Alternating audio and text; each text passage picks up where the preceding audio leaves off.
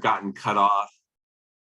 So just a quick reminder, you should have gotten a little screen that popped up to say you are aware that we're recording, so that people will have access to this. Dina, sorry that we got cut off, but I grew up right down the street from Kaneohe Elementary. I went to Kaneohe Elementary, so that's kind of the area that I grew up in. And it was when we sold my parents' house that, of course, we had to use title guarantee. So it's again, wonderful just to make these connections, and really, truly, again, the world just keeps getting a little smaller. So with that and the opportunity to connect, maybe if you could go ahead and take us back to the big screen, I would love to hear either what are some of the, let's just open mic this. If you can go back to the Brady Bunch squares, I'm dating myself when I say that, Brady Bunch squares, all the squares, just to say maybe just a couple shout outs of maybe take me off big screen and just share out the group. What are some of the personal or professional learnings? I'd love to grab a couple people just to say, to share your perspective, either personally or professionally.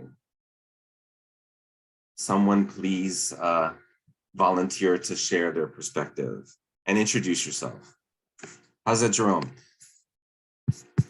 How's it, Kimo? Thanks again for supporting ATD Hawaii. Good to see you again. Yeah, just some things that from my last group that we talked about, and Daryl and Makana and Christy, I'm just gonna share everybody's. Some of the things that came up were, one, compassion for others, because we're living in such a world where division is so prevalent. But finding compassion, that was a big one. Technology and how that's evolved and made us able to connect. Embracing your introvertedness. How the pandemic has allowed us to, if you're an introvert, this is like the best time for you. And then finally, and the technology part touched on it, connection. And how if you weren't necessarily with family, realizing how important the time you spend with those that you love, it was really hyper intensified. Yeah. Thank you, Jerome. Nice recap. Anyone else?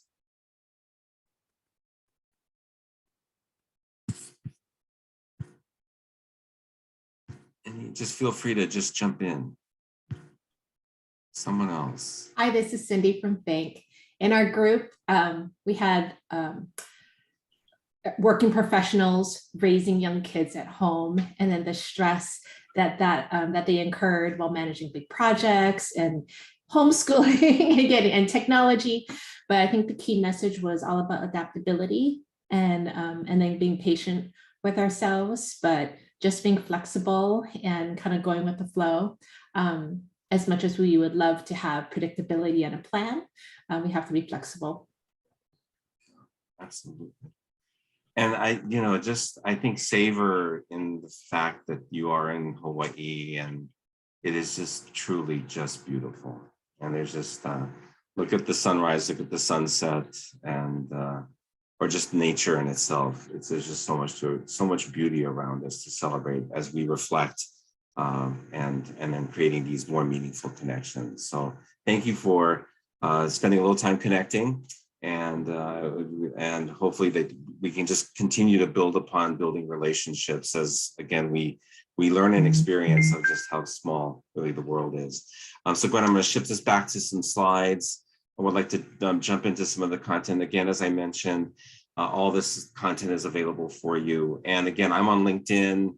And you have my emails, my phone numbers. If I can help in any way, just let me know. I'm not necessarily looking for business. My true reason for doing this was to be supportive and appreciative and grateful for our community and wanting to contribute to that and make it a better place. And then I'll also just add, if any of you are going to ATD, which will be in Orlando this year in May, Gwen and I were also talking, hopefully we can work it out that we could all connect and call it the Hawaii delegation, that we might be able to meet there in Orlando in May. That would be great. So jumping to the next slide, I would love to just I share this in almost every presentation. I use it in almost every conversation that I have with a leader or executive and the people that I coach with. You've probably seen this before. If you heard me speak, you have heard me say this, but really just kind of linking this all back to, and you can think about this both at whatever level of system you want to think about this at, whether it be at the level of individual system or self, or thinking it really back to the level of organizational system as well. So really, what is your purpose? I love this model, Ikigai. Another word for it is, what is your raison d'etre? What is your reason for being? But if you think about this and just looking at the diagram, it's a real simple model, and just kind of thinking through this for yourself is, what is it that you, if you start at the top, what is it that you love to do combined with what the world needs? That is known as your mission. And what is it that the world needs combined with what the world is willing to pay for? That's called your vocation. What the world will pay for and what you're good at is called your profession. And what you're good at and what you love to do is your passion. Where all of that really intersects is really what you think about is purpose.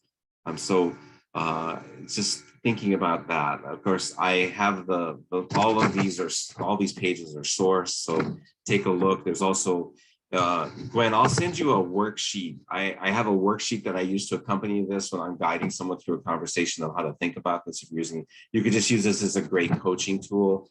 I've used this with my team over the years, all the time, to get people just to think about, what is their individual purpose and how that relates to the purpose of the organization, of whatever organization that you're with, of how those two align, and how, so for example, if I were to think about, my purpose and what's important to me, I may not want to work for a company that sells tobacco, so one organization, so I don't think we have anyone on the call here, but I wouldn't want to, I would choose not to work at, for example, Philip Morris, so it's because of necessarily their purpose, or what they do as a company may not be in alignment with who I am as a person or my values, that I would choose to work there or choose not to work there. And I think what's really important is that, and what I just said, is really thinking about that we all have a choice. So just as a humble example, and I'm not doing this to, I'm just trying to make this illustrative, just to give you an example. I'm not trying to say that mine is any better than anyone else's, but as a humble example, would just love to share on the next page, I've thought through this quite a bit, but on the next slide, you can just see my purpose is really to know significant and unconditional love.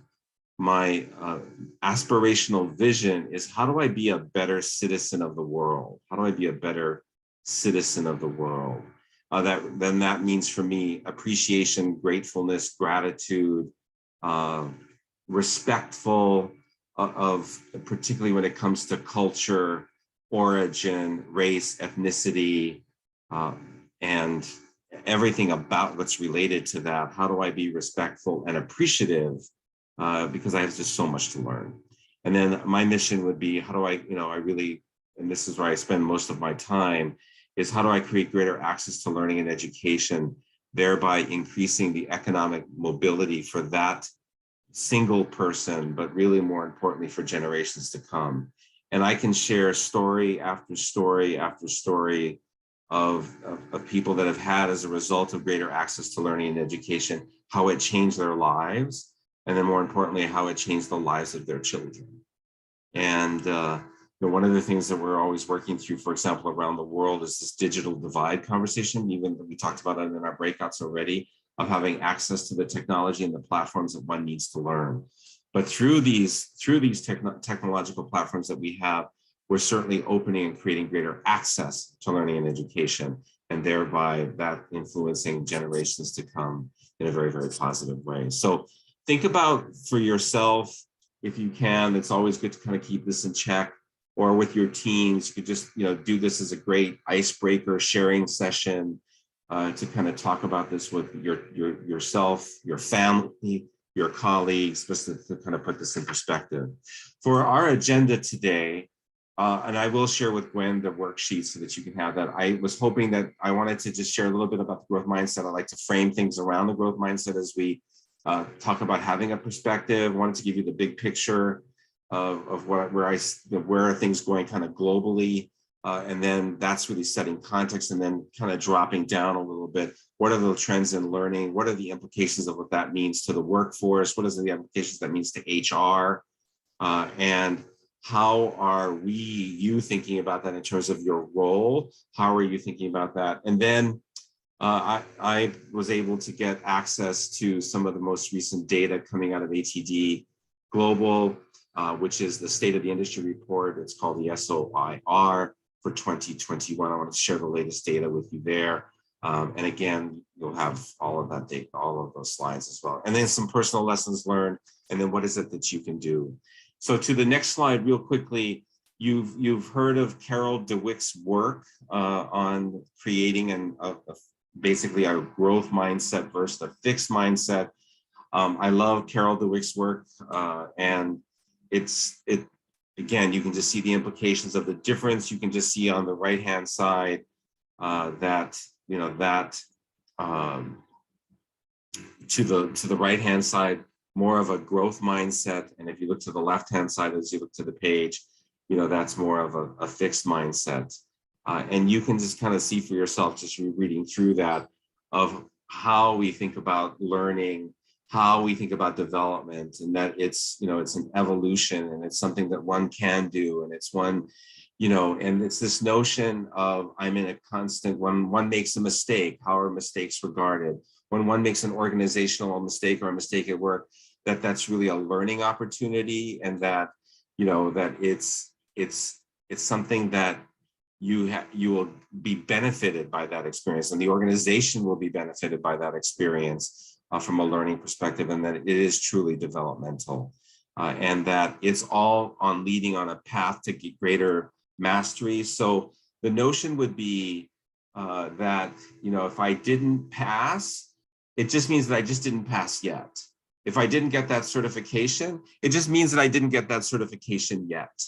And for those of us that have more of an instructional design background, if you think about it from a criterion referenced instruction model, it would be providing the remediation or the tools that would be helping people to continue to advance, so that they can continually increase or be developed to increase their level of mastery, and looking at developing a particular skill or ability. So we are going to be talking a lot more about skills later in the presentation. So I think it's an important frame to kind of keep thinking about versus a fixed mindset of having, versus having a growth mindset. One of the greatest transformations I've seen in this conversation at an organizational level is looking at Microsoft with Nadella, their new CEO. He's been in place for almost 5 years now. But he came in and he did a lot of work when he came in, brought in David Rock and neuroscience to think about really shifting from more of a fixed mindset to a growth mindset. And having done that, really thinking about that he saw the organization in the past as really kind of being a know-it-all organization, and that you were respected for everything that you knew. And what he really wanted to the organization to be known for is being a learn-it-all organization, and that we're in a constant mode of learning. I also did quite a bit of work with Procter at P&G, Procter & Gamble, based out of Cincinnati. And they too have really been on this journey of really creating a growth mindset. And they're using this as sort of, if you will, the floor for all of their conversations, for all of their learning, a cultural transformation that is really based on this whole notion or this perspective of having a growth mindset. So the resource there, if you haven't had the chance to read Carol Dweck's book on growth mindset, it's excellent. So to the next slide, I'd love to ask Gwen to do a quick poll. So on a scale of 1 to 5, where do you see your organization? 1 being a fixed mindset, 2 somewhat fixed, 3 neutral, 4 somewhat growth, or just a growth mindset. And if you would just take a quick opportunity to respond to the poll that's in front of you, and then we'll be able to quickly see your results. We can get a good gist of how things are continuing to evolve and to change. So this would be the part where we're collecting data.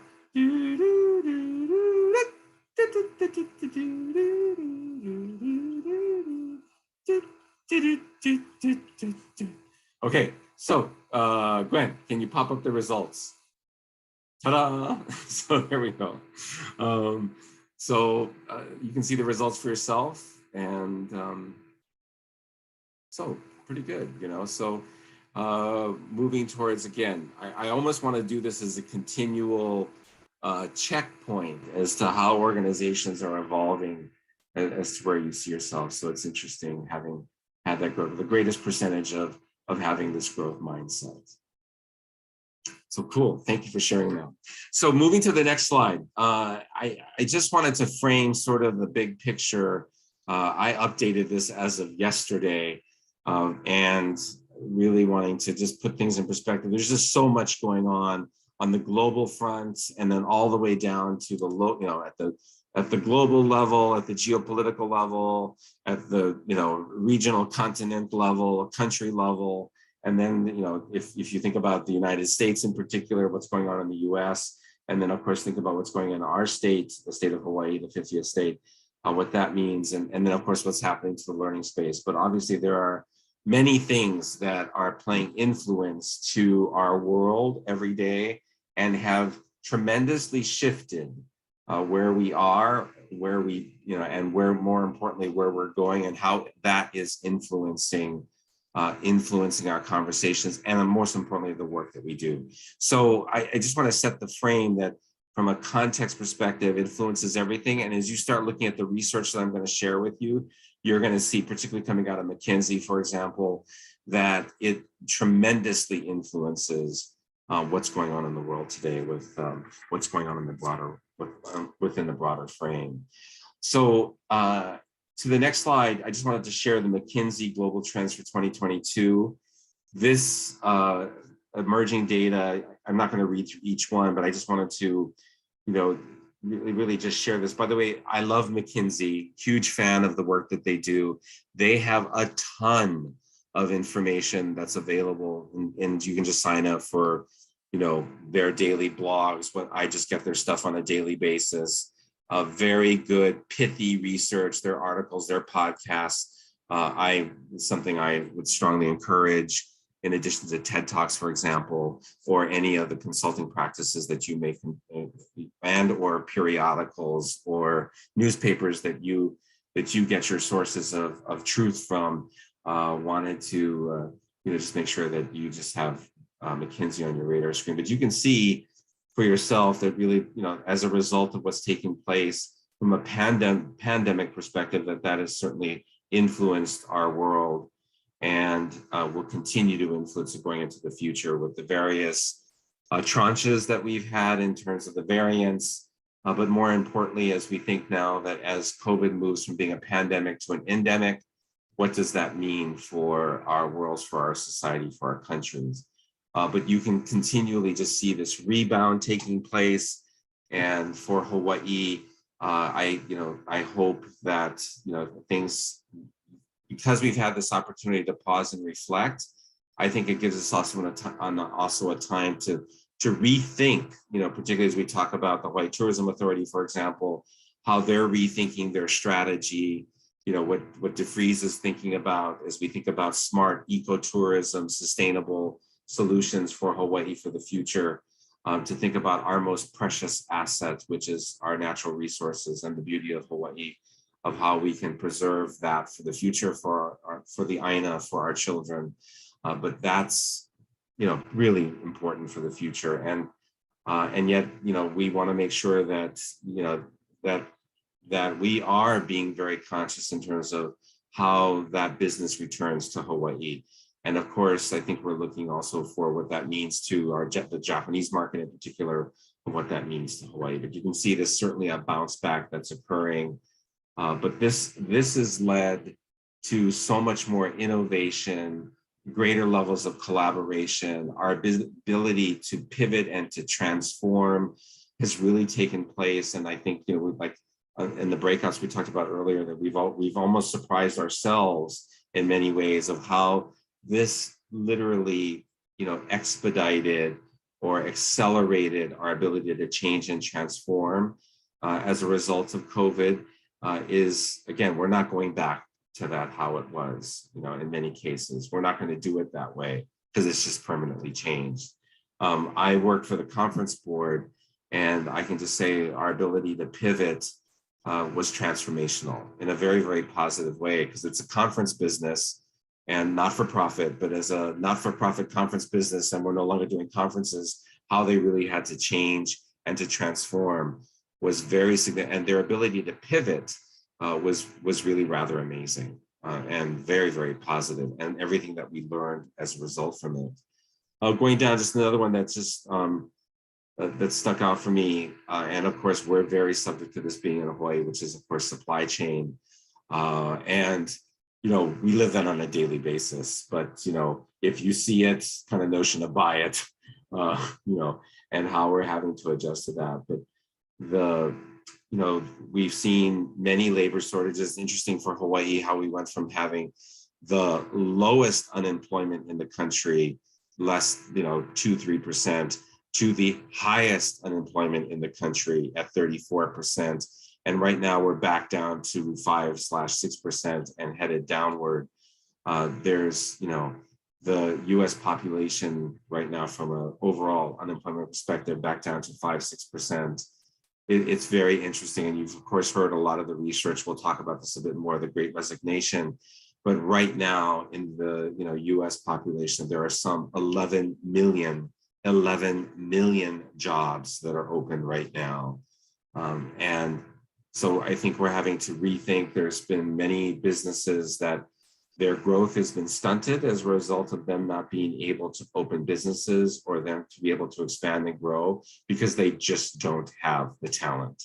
Particularly in the space that I'm in, which is the hospitality space, many companies have been having to reframe how they provide services, amenities to customers. Are they going to open, reduce hours, reduce services? What that means, some hotels are not even able to open. McDonald's, for example, is not able to open. They're having to shut down in shifts.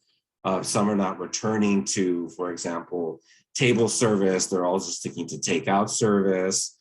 And again, this is also generated, Uber Dash, Uber Foods, all this is generated to how that's shifting in terms of new opportunities and new business opportunities as well, having to adjust to that. And so there's a great deal of restructuring, reconfiguring that's taking place, I think, both from a business perspective and again, how we're going to talk about this a bit more, but what is the work, how the work gets done, where it gets done, all of that has been evolving and is changing. And this last one that I think is really important is that climate change is real, and that as we can see climate temperatures or global temperatures rising for our seas, what that means.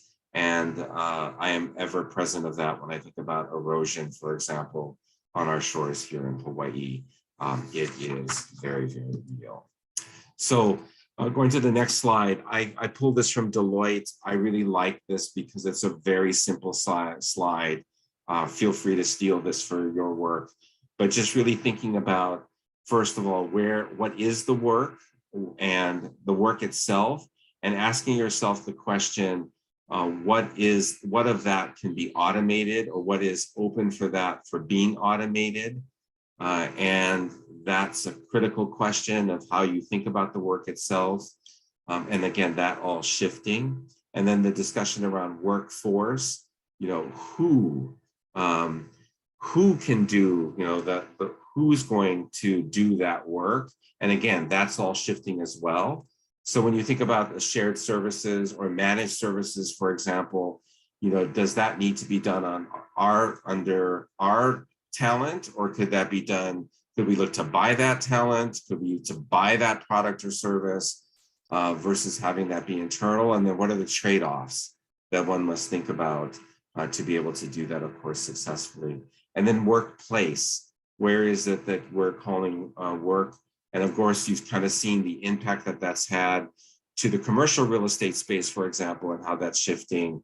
My sister-in-law, for example, works at Hawaiian Electric. They're not back in the office. And and many people are on a varied schedule, or, having to, again, to adjust to how they think about returning to work. So this whole discussion is certainly up for grabs. And again, I think we as learning professionals need to think about how we're adapting and pivoting in terms of how we're shifting to be able to accommodate to this ever-changing reality, and that in many cases, it's not going to go back to the way that it was.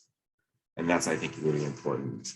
So to the next slide, when we think about greater autonomy for our employees, our team members, our associates, really this discussion around people are really rethinking about the discussion around work, what it means to me, how much I want to work, how much I need to work, where I will work, and the ability to take that virtual. And in some ways, that has made, that's created, again, a lot of opportunities, but I just know from a lot of my colleagues that were based on the mainland, and because a lot of their work can be done virtual, they're all saying they want to come to Hawaii. And of course, that's already creating a ripple effect for housing in Hawaii. But thinking about, again, where that work gets done, how it gets done, who's doing it, and how much of it do I just want to do? How does that impact, yourself, and how people are really adjusting and changing to say, I may not want to sign up for that particular program or that particular lifestyle. I may want to actually change my lifestyle as a result of that, and making other decisions. And what's underneath a lot of these, and we think about how the workplace is shifting and how the workforce is shifting, the thing that we see shifting along with it is this focus to skills. And so to the next slide, I really take a lot of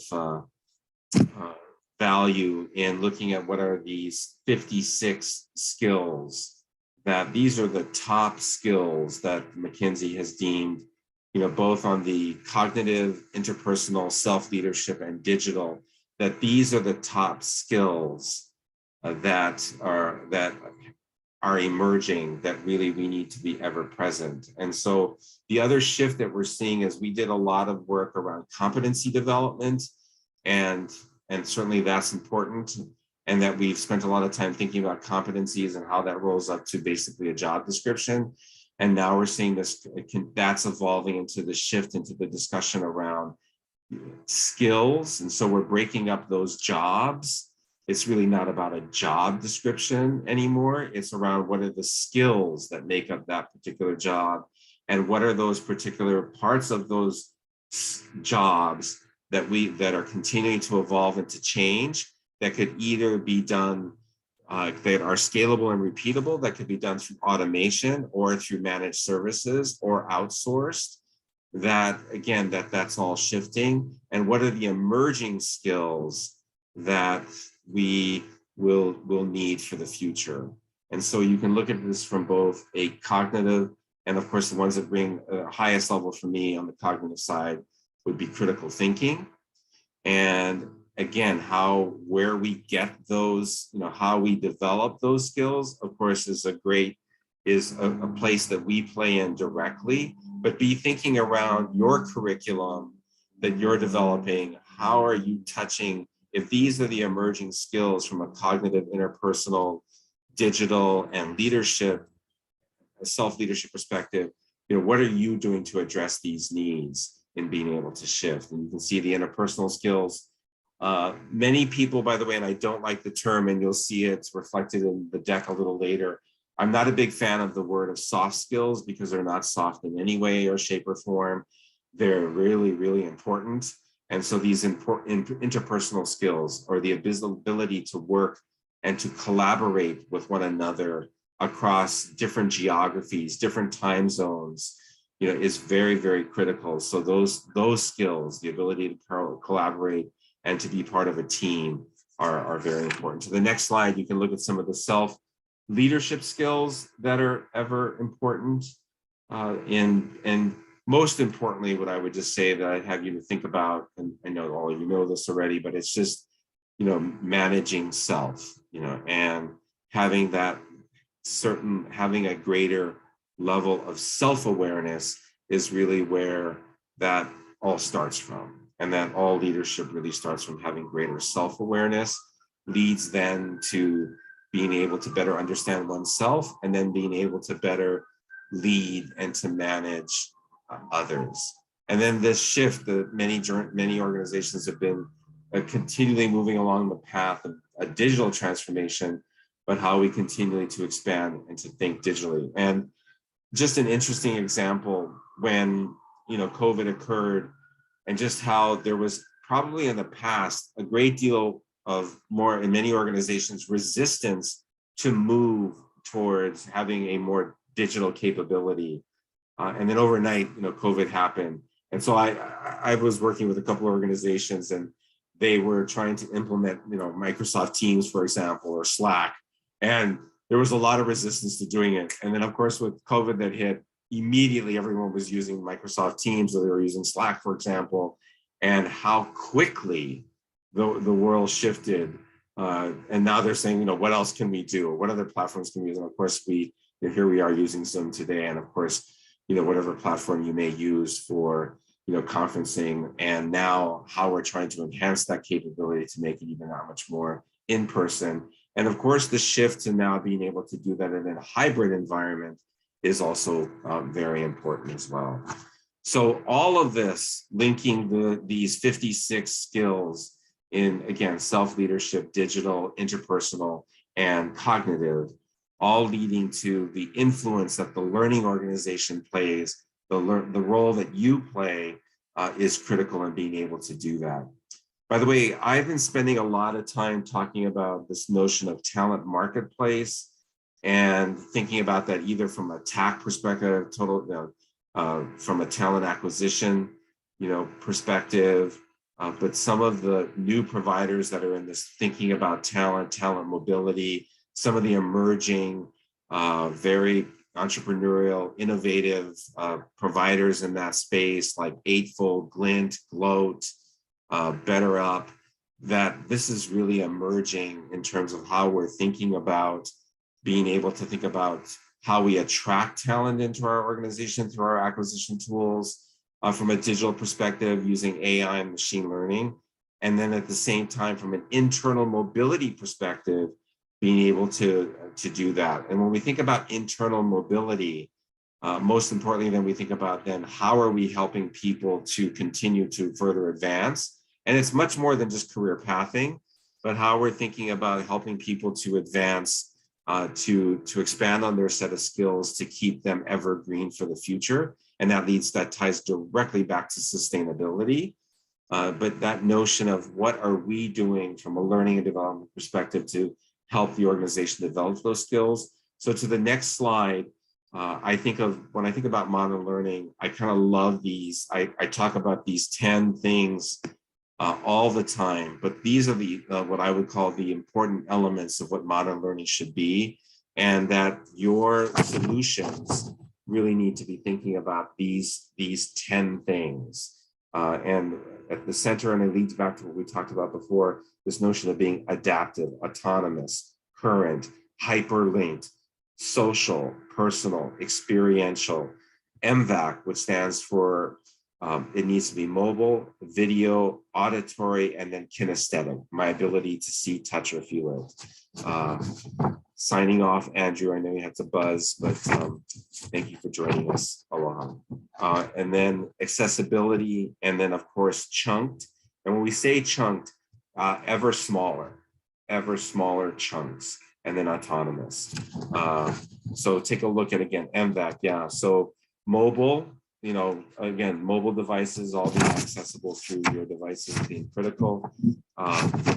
Video at the center of how we're learning is critical. Auditory, and then kinesthetic. I can see it, feel it, touch it, experiment with it, play with it. Really important. Then to the next slide, as we think about this really a learner-centered ecosystem or platform, just thinking at the starts really, again, this is but much more of a cycle, but it starts with your curriculum, how that then blends into the experience or the on-the-job experience, and how learning that we talk about the 5 moments of need, if, for example, Bob Mosher's work around this, which I think is really good, in being able to think about, work being, learning taking place in the flow of work being critical, then being able to get coaching and being able to learn socially through others on platforms that we have to collaborate with one another. That then creates greater learning and then greater advancement opportunities for me and the people within the organization. And then collaborative groups or affinity groups that come together, that creates, again, greater diversity in the organization and greater inclusion and belonging. That this is how it, again, ties back to having a very sustainable solution. And then that really creates a culture of learning, and most importantly, this notion of lifelong learning. And we, are at the helm and of being able to do that from our function. And by the way, I would say with everything happening with COVID, for example, that I see this as learning's day in the sun, that this is, just like the best of times to be in a learning organization, because it is just accelerated everything that it's all about learning, and the shift to learning and how we're able to support and lead the business, and how that ties directly to creativity and to innovation and having this entrepreneurial spirit. It ties back to learning and that notion of having, again, when we tied back earlier to DeWick's work around having a growth mindset, again, that this is foundational to being able to have a growth mindset, to be curious, leading to greater innovation, greater learning, collaboration, and then the growth of the organization as well. The best example I can give you there is I just think about pharma, and if pharma just places, as such an influence, such a focus on R&D, because that's really where it's all about the future in developing new solutions for the future. If I think about the consulting space, same, because it's all about their talent. The only asset truly that many consulting organizations have is their people or their peeps, and that's the talent. So that talent continually has to be learning, investing in that talent so that it's continually learning, because that's really what they are selling. They're selling knowledge, know-how, skills, and abilities. That's what they're selling. So as we think about from a training, from a perspective, then from a learning perspective, the next slide just talks about how we continually see the shift taking place and what are some of the trends for 22. You can see this. I'm thinking already greater. The first I put at the top of the list, upskilling and reskilling. I'm not a real big fan of those words of upskilling and reskilling because it implies that you're not good enough. So from a growth mindset, I really like to think of it more as future skilling. What are we doing to future skill or future enable an organization, thinking about that? So thinking about simulations, clear communications, gamification, thinking about 5 generations in the workforce, millennials in the workforce, digital natives, how they're mastering mobile learning, again, chunk size, better analytics, data coming out of that, that influencing AI, artificial intelligence, that then influencing machine learning in being able to help us move faster, better, making then, of course, better decisions and growing for the future. And you can just see across the areas what's important of what's changing. But again, at the top here on number 10, I like the importance of diversity, inclusion, and of course, belonging being very important to that. Well-being, customer education, being customer focused, and that a lot of that is being intuitive. So if you look at any, for example, Google solutions or many of your Apple customers, that all of that is just being learned in the flow of work and at the moment, and there's no user's guide for that. You're just learning it. And again, that we're using that through the design, intelligent design, in the way that we design solutions or the way that we design learning, so that learning is taking place within the use of that product, tool, or platform. Cybersecurity, cryptocurrency, also very important as we can think about how, again, our reliance upon technology is ever making the world to shift and move faster. As you know, with what's going on in Ukraine, the impact that will happen with SWIFT for Russia, for example, that will be a great influence on how, being able to have digital currency and the way be able to move funds around the world is going to be very important. So these, again, 18 trends for the workplace. What is the impact on the next slide? And this just kind of summarizing this up, but the notion of hybrid is the new normal, and that the new currency is speed, the ability to get things done, and then your ability to be resilient, on the back end of that, your ability to stay and be resilient. Arianna Huffington's work around Thrive and being able to be resilient is really important. Enhanced immersive technology, again, embedded in the platforms itself. Increased workloads, so it's the ability to how we manage that. L&D is leading this change effort, and we having to adapt to these different digital formats.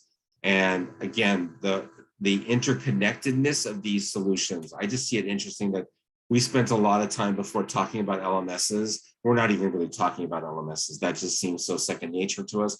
We have been talking a lot about LXPs, learning experience platforms, and now we seem to be shifting into these conversations that are all integrated from a user perspective, from an LXP combined with that of a talent marketplace, of how we're talking about then skills, linking that to skills, to the skills architecture, to the skills taxonomy, thinking about that then leading towards how one then advances learning and learning to greater mastery, leading to greater opportunities. And again, all of that in service of being aligned to the business, all of that in being in service to aligned to the business, and of course the learning function.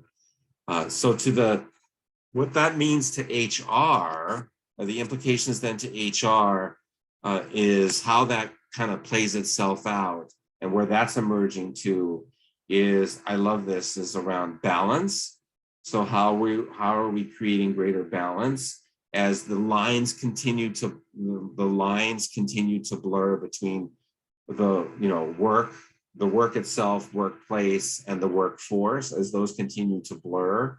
How we think about then creating greater balance by having greater well-being, how we think about belonging and inclusion, how we think about, most importantly, around experience. And now experience tied directly to culture is going to be one of the key things that, as we look around to think about the Great Resignation, we think then, what are the true organizations that are going to be able to succeed, are going to be those that have truly an engaged workforce, very strong cultures that are attached to a growth mindset and to culture of that employee experience that is driving, all tied back to purpose, therefore then creating greater affinity and then leading to greater retention.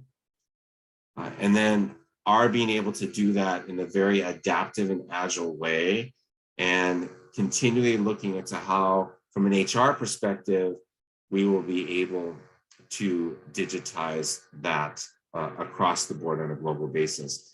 A good book that was written by the leaders of Korn Ferry, I might want to suggest, is called Talent Wins, but it really talks about HR. And by the way, if you look at all of the studies, Booz, Deloitte, KPMG, Ernst & Young, Accenture, the Conference Board, Burson, if you look at all of the data that talks about from the perspective of the CEO, what is keeping CEOs up at night more than anything else is talent, is really all about HR.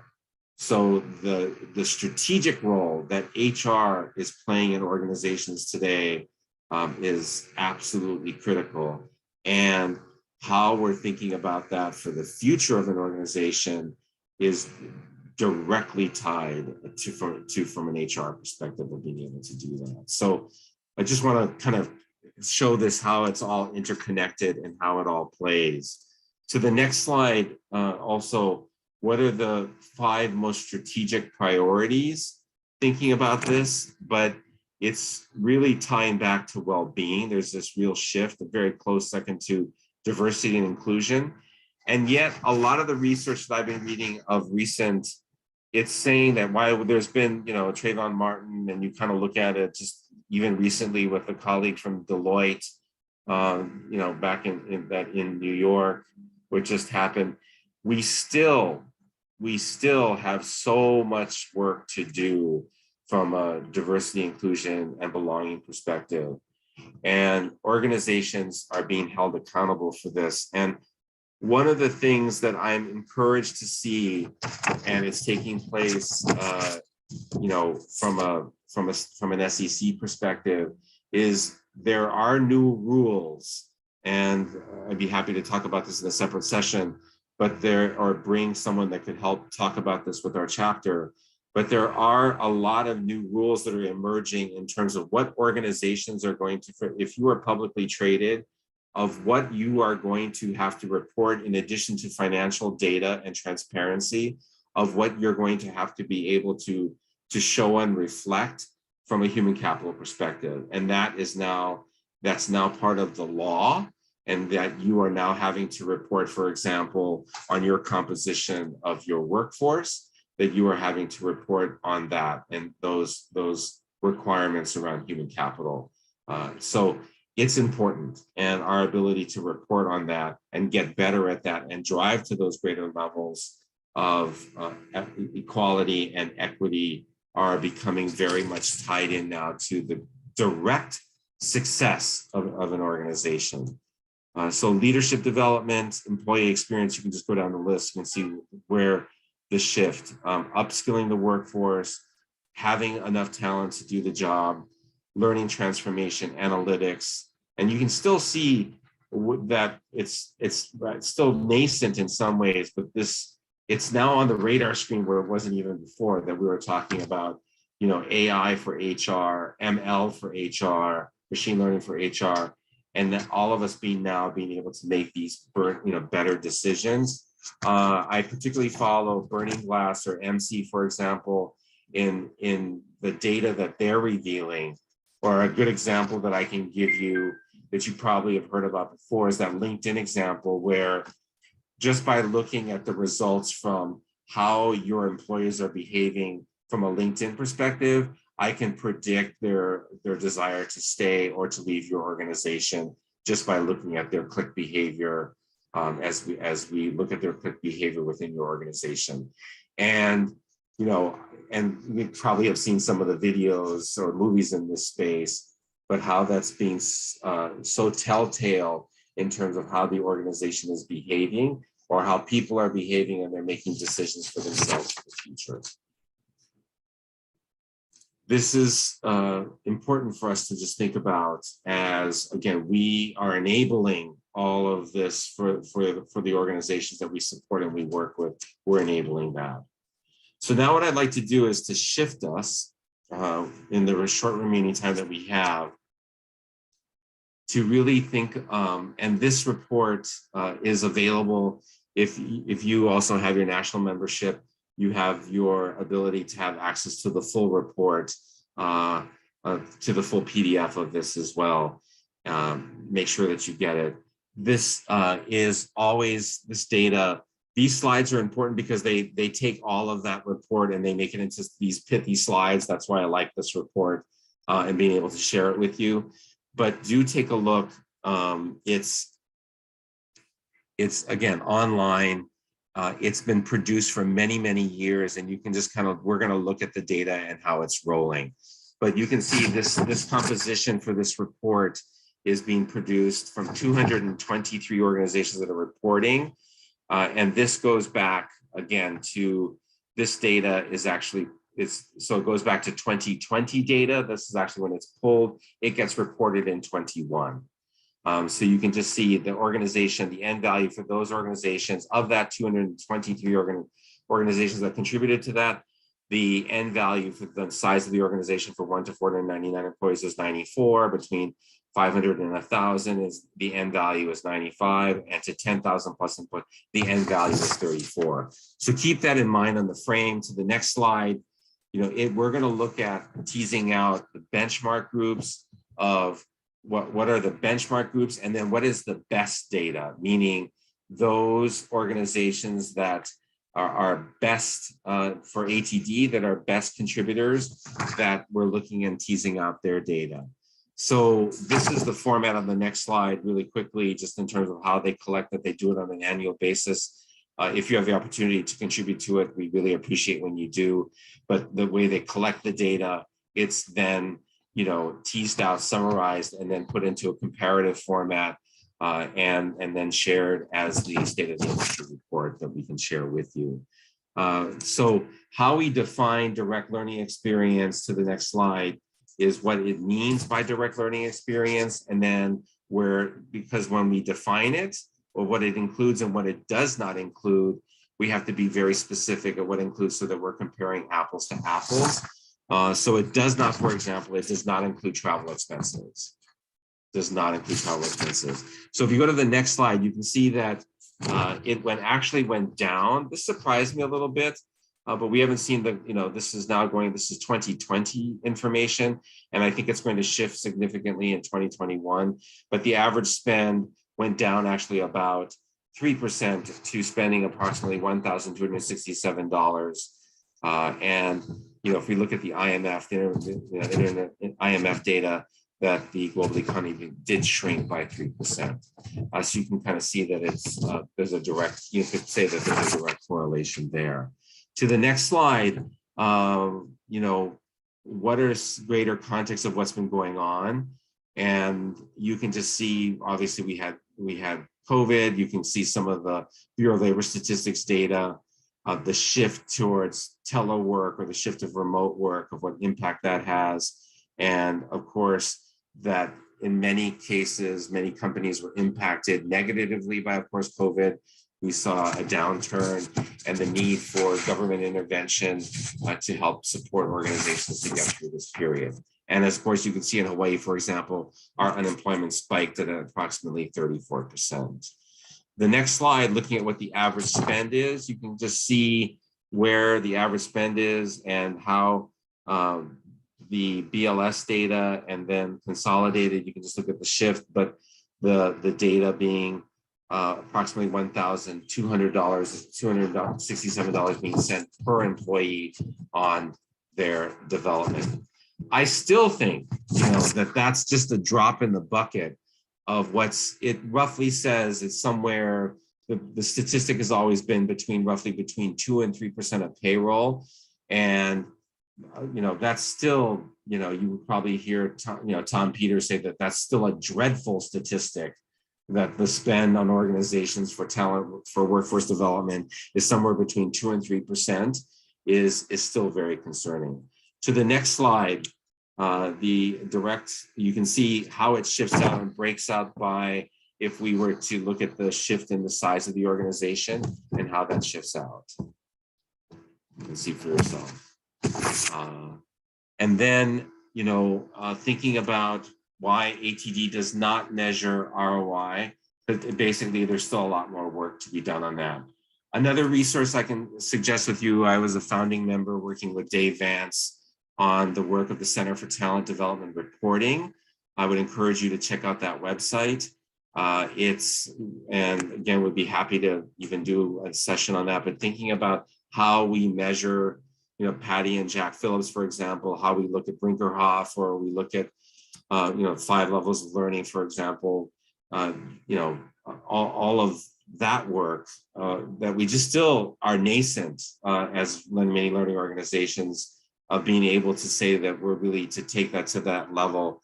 And we still have a lot of work to do to get better at really measuring and calculating, calculating ROI. To the next slide, we now look at defining hours used real quickly. And then I would look at the next slide of just talking about per employee. So now we look at an upward tick of hours of 45 hours. Again, and you could compare, again, I share this data with you because it allows you then to, like, what is your data for your organization and how does that compare to, you know, to what you see here as the State of the Industry report. To the next slide, you can take a look at now, we saw, you know, slightly up and then look at the expenditure of how that breaks out. And of course, that includes tuition reimbursement. But if you look to the next slide, you can see how that breaks out in terms of how those monies are spent between tuition reimbursement, supplier expenses, and internal costs if they would have their own learning and internal learning organization. And looking at, what is being offered, what is being delivered, and for you to think about it strategically. Are you making your investments in learning? Are you spending that in the right place, in terms of your offerings and for the population for which you're investing? Are you investing that in the right place in your organization? If you look at where it shakes out in terms of the organizational level, you can take a look of how all of those dollars get spent. To the next slide, you can see that at the top of the list, a lot of that still focuses, to the next slide, around compliance, and then all the way down to employee orientation. But again, you can see how that breaks out then from a perspective of how that money gets allocated. And then hours used of technology. And this is interesting to see, but it's continually shifting. And obviously, you're going to see it shift and probably spike this next year because of COVID, of how we're shifting to, again, using technology platforms to be able to deliver that training versus it being done in person. To the next slide, you can also see how e-learning is now continually and what device it's taking place on, and how, again, how that's shifting, and how, again, we're moving from in-person to synchronous to asynchronous to, again, being able to develop that all in e-learning. How we then define on-the-job learning, and then looking at what's emphasized on all the job learning. To the next slide, of being able to think about, where the focus is of on-the-job learning. And I'm just conscientious of the time, and I want to just jump us ahead to some quick learnings and I've shared this before, and I don't change it, because these continue to be my latest learning. I would just say is just really around being adaptive and appreciative, and then grateful. But this notion around executive support, executive sponsorship is really what I think makes the difference for a great learning organization.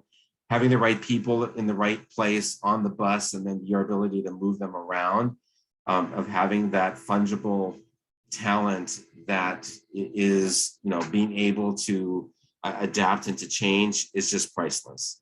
And then a relentless focus on the customer,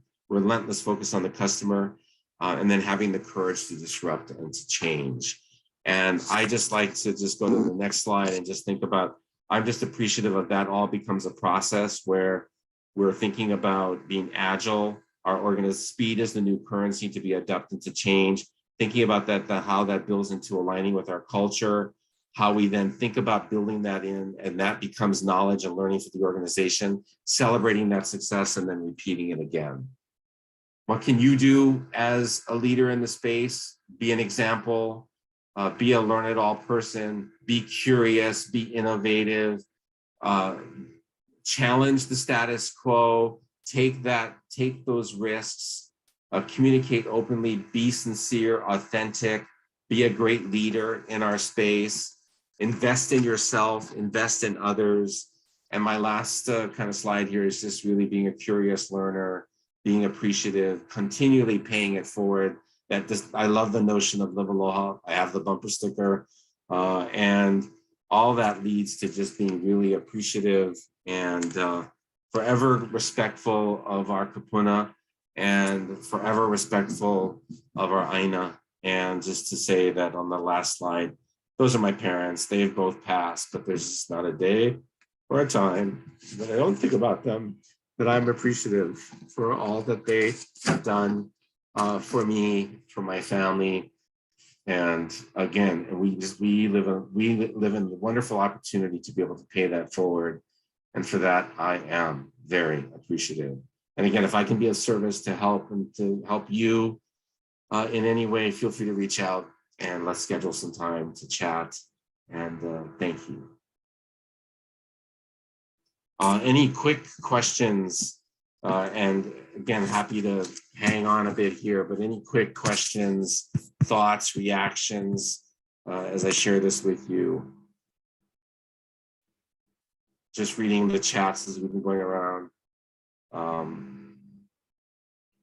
Thank you. I know many of you have other meetings as well. Any quick questions?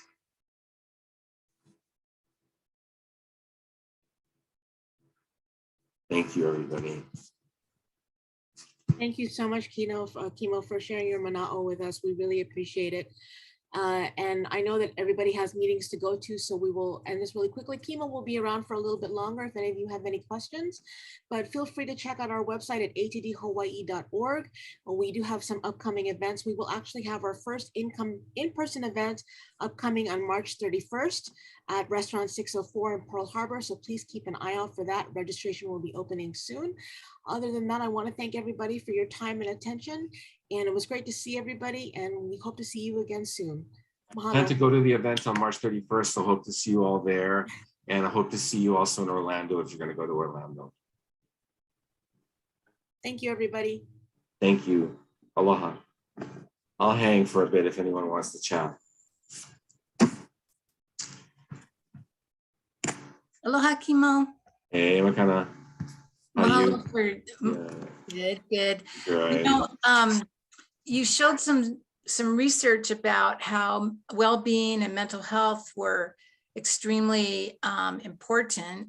And what I'm finding, because I'm in the well-being space, right, is employers are saying, well, we can get free training from our EAP from people who are overworked and aren't really trainers, and just go in, do an hour lunch and learn.